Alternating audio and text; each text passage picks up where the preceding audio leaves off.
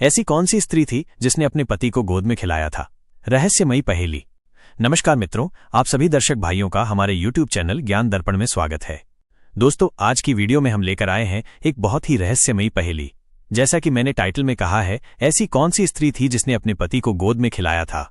अब आप सोच रहे होंगे कि पति तो जवान होता है, तो जवान पति को गोद में कैसे खिलाया होगा। दोस्तों, यहाँ पर जवान पति की बात नहीं है। यहाँ पर एक छोटा बच्चा यानी छोटा शिशु जिसके लिए उस स्त्री ने अपनी गोद में खिलाया था और वो उसका पति था। अब दोस्तों, वो छोटा बच्चा एक शिशु कैसे बन गया और उस स्त्री के जीवन में ऐसा क्या मोड़ आ गया जो उसे अपने पति को एक बच्चे के रूप में गोद में खिलाना पड़ा। तो मित्रों, इसी रहस्य और इस पहेली का अर्थ हम इस वीडियो में समझाने जा रहे हैं। बस आपसे निवेदन है कि आप हमारी वीडियो की समाप्ति तक चैनल से जुड़े रहें और इस वीडियो को शुरू से अंत तक देखें, तभी आपको इस पहेली का संपूर्ण अर्थ और संपूर्ण जानकारी मिल पाएगी। चलिए दर्शक भाइयों, तो आगे बढ़ते हैं। प्रिय दर्शकों, बात उस समय की है। बताया जाता है कि एक ताड़कासुर नाम का दैत्य पैदा हुआ। उसने घोर तपस्याएं की और तपस्या करने के बाद उसे बहुत सारे वरदान मिले, जिससे वो बहुत बलवान हो गया। लेकिन जो भी शक्तियां उसे तपस्या से मिली थीं, उनका वो दुरुपयोग करने लगा। वो देवताओं से लड़ने लगा और देवता उससे हारने लगे। कहने का मतलब है कि वो ताड़कासुर दैत्य बहुत ही उपद्रव करने लगा। देवता परेशान होकर भगवान हरि विष्णु जी के पास गए और कहा, प्रभु हमारी रक्षा कीजिए। त्राहिमाम त्राहिमाम का शब्द सभी देवता कहने लगे। रक्षा करने के लिए जब कहा तो भगवान ने पूछा, क्या हुआ? देवताओं ने सारी बात बताई कि हे जगत के पालनहार, ताड़कासुर नाम के दैत्य ने घोर तपस्याओं से अनेकों शक्तियां प्राप्त की हैं। उन शक्तियों का वो दुरुपयोग करता है और हम देवताओं को परेशान करता है, हमसे युद्ध करता है। उससे लड़ना बहुत ही मुश्किल हो रहा है। उस पर विजय प्राप्त करना हमारे लिए नामुमकिन है। हमारी रक्षा कीजिए, नहीं तो एक दिन ऐसा आएगा प्रभु, वो दैत्य ताड़कासुर इंद्रासन पर राज्य स्थापित कर लेगा, इंद्रासन पर अधिकार कर लेगा। तब भगवान हरि विष्णु ने समझाया, देवताओं परेशान मत होइए, ये हमारा काम नहीं है उस ताड़कासुर दैत्य का वध करना। देवता बोले, प्रभु फिर उसका वध कैसे होगा, कौन करेगा? तो भगवान ने कहा, देवताओं हम तुम्हें एक रास्ता दिखाते हैं। हम तुम्हें एक रहस्य भरी बात बताते हैं कि ताड़कासुर का वध कौन करेगा। देवताओं ने जवाब दिया, कहिए प्रभु। भगवान हरि विष्णु कहते हैं, देवताओं भगवान शिव का जो पुत्र होगा, जिसका नाम होगा कार्तिकेय, उसी कार्तिकेय के द्वारा उस ताड़कासुर का वध होगा। देवता कहने लगे, प्रभु ये कैसी बातें कर रहे हैं? सती को खत्म हुए बहुत दिन बीत गए, अभी तो भगवान शिव का विवाह भी नहीं हुआ है। भगवान शिव कब विवाह करेंगे? कब कार्तिकेय का जन्म होगा? तब उस राक्षस का वध होगा। तब तक तो हम सारे देवता मारे जाएंगे, हमारे इंद्रासन पर वो अधिकार जमा लेगा। प्रभु क्या करें? भगवान ने कहा, तुम ऐसा करो, घबराओ नहीं और भगवान शिव के पास जाओ, उनसे विवाह करने के लिए कहो। दोस्तों, सारे देवता एकत्रित होकर कैलाश पर्वत पर जाते हैं और क्या देखते हैं कि भगवान शिव जो हैं वो समाधि में लीन है, ध्यान में लीन है, बैठे हुए हैं। अब किसी की ये हिम्मत नहीं पड़ रही है कि भगवान शिव की आंखें खुलवाई जाएं। कैसे खुलवाई जाएं? क्योंकि तीसरी आंख का डर था। अगर भगवान महादेव का तीसरा नेत्र खुल जाता तो देवता वैसे ही नष्ट हो जाते। इसी भय से देवता बड़े परेशान हैं कि महादेव की समाधि कैसे खुलवाई जाए। अंत में फैसला हुआ कि ये काम कामदेव को सौंपा जाए। कामदेव को बुलवाया और कामदेव से कहा कि कामदेव तुम्हारा ये काम है भगवान शिव की समाधि खुलवाना, उनकी आंखें खुलवाना, और तुम जाओ भगवान शिव की समाधि खुलवाओ। कामदेव कहने लगा, देवताओं क्या तुमने हमको पागल समझ लिया है? अरे हम भगवान शिव की आंखें खुलवाने के लिए गए और क्रोध में आकर उनका तीसरा नेत्र खुल गया तो हम तो नष्ट हो जाएंगे, भस्म हो जाएंगे।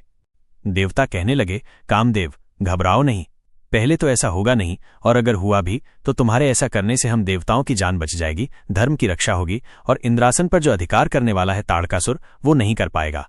इसलिए घबराओ मत और जाकर भगवान शिव की समाधि खुलवाओ। दोस्तों, कामदेव को देवताओं ने राजी कर लिया। अब कामदेव भगवान शिव के पास पहुंचा और अपनी माया को फैलाना शुरू कर दिया।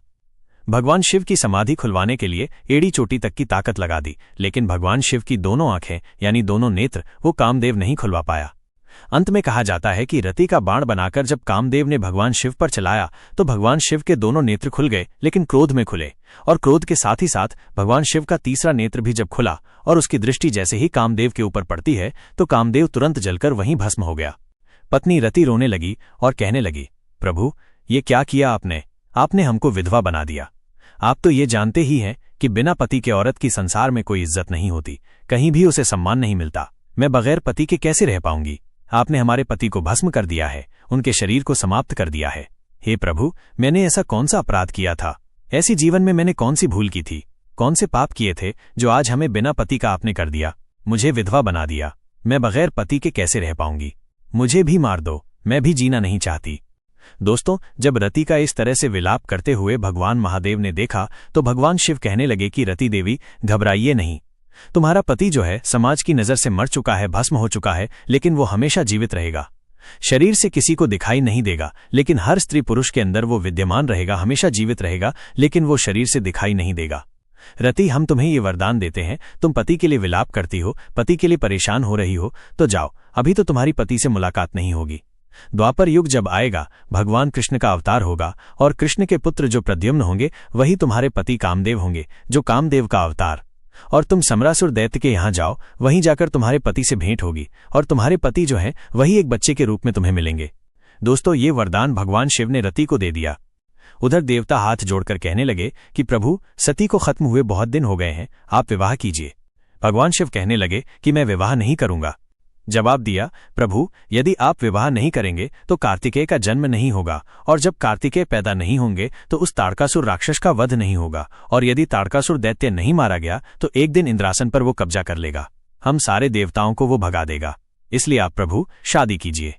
भगवान शिव ने कहा, शादी किसके साथ में करे?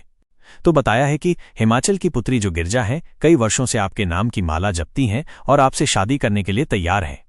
कहा गया कि जाओ, तुम परीक्षा लेकर के गिरजा की आओ, हमारे ही साथ शादी करना चाहती है या किसी और देवता से शादी करने का विचार है। दोस्तों, उधर परीक्षा लेने के लिए सप्त ऋषि जो देवता थे वो गिरजा की तरफ चले जाते हैं। उधर दोस्तों, इंद्र देवता जो थे गिरजा के पास पहुंचे और कहने लगे कि गिरजा, क्यों अपने शरीर को तपा रही हो, भस्म कर रही हो, जला रही हो? अरे, अब तो कामदेव जलकर भस्म हो गया, अब शादी करना बेकार है, क्या फायदा शादी करने से?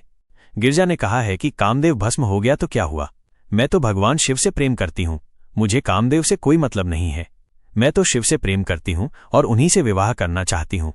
दोस्तों, जब गिरजा का अगाध प्रेम देखा तो इंद्र ने कहा कि घबराइए नहीं, अब तुम अपने घर पर जाओ और तुम्हारा विवाह जो है शिवजी से ही होगा। इंद्र ने गिरजा को घर पर छोड़ा और उधर हिमाचल को संबोधित किया कि विवाह की तैयारियां करें।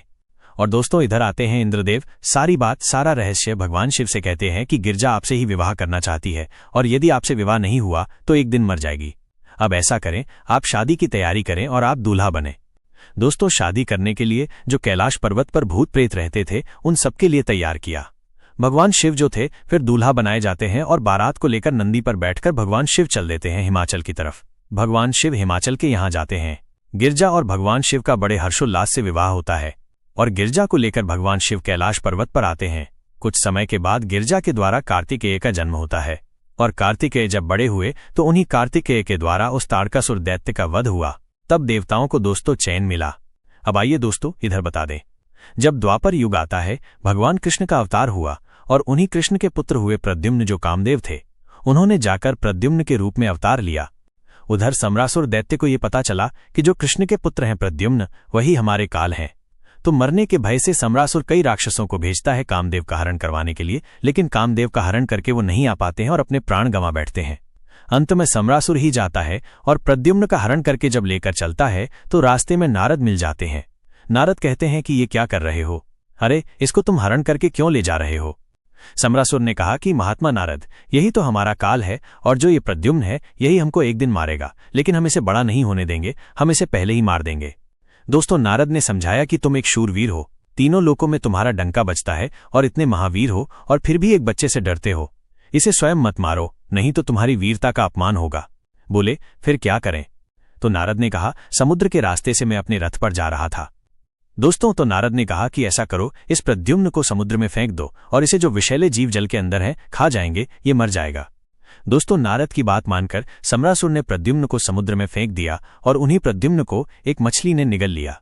और एक दिन वही मछली को मछुआरे पकड़कर जब लाते हैं तो उस मछली को बेचने के लिए समरासुर दैत्य के यहाँ ले जाया गया और मछली को देखकर समरासुर ने कहा कि ठीक है, मुंह मांगी कीमत दी और कहा है अपने रसोइये से, जिसका नाम भामासुर था और जिसकी पत्नी का नाम था भानुमति। भामासुर से कहा कि मछली को काटकर और इसका बड़ा ही अच्छा स्वादिष्ट व्यंजन बनाया जाए, क्योंकि ये बड़ी ही स्वादिष्ट और भारी मछली मालूम पड़ती है। दोस्तों, भामासुर ने और पत्नी भानुमति ने जब उस मछली को काटा तो उसमें से प्रद्युम्न जो थे वो जीवित निकलते हैं। उधर भानुमति के कोई बच्चा नहीं हुआ था। प्रद्युम्न को पाकर वो बड़ी प्रसन्न हो जाती है। भामासुर उस बच्चे को मारना चाहता है, लेकिन भानुमति नहीं मारने देती है और अपने पति से ये वचन मांगती है कि तुम समरासुर को नहीं बताओगे कि ये मेरा बच्चा नहीं है, ये मुझे मछली से मिला है।